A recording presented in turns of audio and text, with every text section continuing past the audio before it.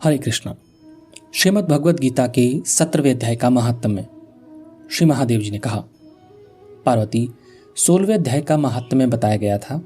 अब 17वें अध्याय की अनंत महिमा श्रवण करो।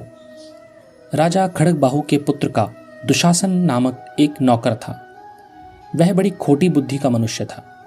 एक बार वह मांडलिक राजकुमारों के साथ बहुत धन की बाजी लगाकर हाथी पर चढ़ा और कुछ ही कदम आगे जाने पर लोगों के मना करने पर भी वह मूढ़ हाथी के प्रति जोर जोर से कठोर शब्द करने लगा।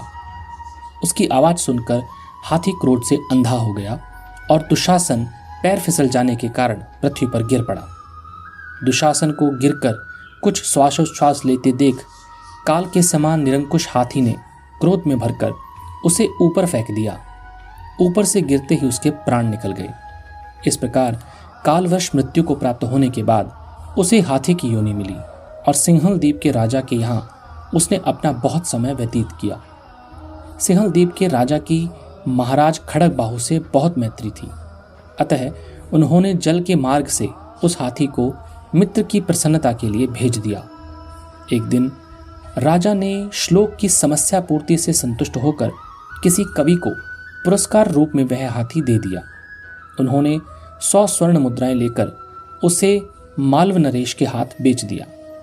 कुछ काल व्यतीत होने पर वह हाथी यत्नपूर्वक पालित होने पर भी असाध्य ज्वर से ग्रस्त होकर मरणासन हो गया। हाथीवानों ने जब उसकी ऐसी शोचनीय अवस्था देखी तो राजा के पास जाकर हाथी के हित के लिए शीघ्र ही सारा हाल कह सुनाया। महाराज, आपका हाथी अस्वस्थ जान पड़ता है। उसका खाना पीना और सोना सब छूट गया है। हमारी समझ में नहीं आता कि इसका कारण क्या है। हाथीवानों का बताया हुआ समाचार सुनकर राजा ने हाथी के रोग को पहचानने वाले चिकित्सा कुशल मंत्रियों के साथ उस स्थान पर पदार्पण किया जहां हाथी ज्वरग्रस्त होकर पड़ा था। राजा को देखते ही उसने ज्वर जनित वेदना को भूलकर संसार को आश्चर्य में डालने वाली वाणी में कहा, संपूर्ण शास्त्रों के ज्ञाता, राजनीति के समुद्र, शत्रु समुदाय को परास्त करने वाले तथा भगवान विष्णु के चरणों में अनुराग रखने वाले महाराज, इन औषधियों से क्या लेना है?